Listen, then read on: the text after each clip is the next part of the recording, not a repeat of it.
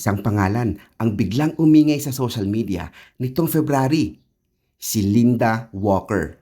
Pero sino nga ba siya at bakit siya trending? Si Linda ay bida sa Chinese microdrama na The Genius Real Heiress o The Heiress Who Won with Brains na mapapanood sa iba't ibang social media platforms.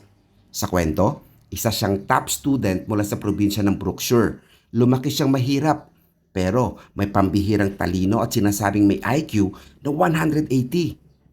Kalaunan, natuklasan niyang siya ang tunay na anak ng mayamang Lewis family sa Capital City. Napag-alaman din na napagpalit siya noong sanggol pa lamang. At ibang babae, si Nancy, ang lumaking kinilalang heiress sa loob ng 18 taon. Pagbalik ni Linda sa tunay niyang pamilya, hindi naging madali ang lahat. Hinarap niya ang pangmamaliit, favoritism at mga pagsubok mula sa fake heiress. Pero imbes na magpatalo, ginamit ni Linda ang kanyang talino at determinasyon.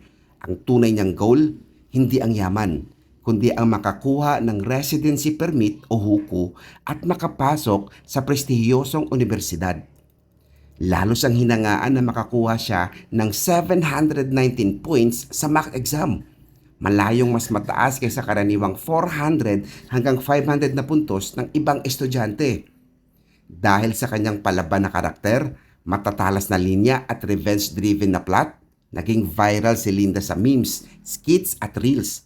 Dagdag pa rito, ang microdrama ay hinati sa maiikling 1-minute episodes kaya madaling sundan at i-binge sa cellphone.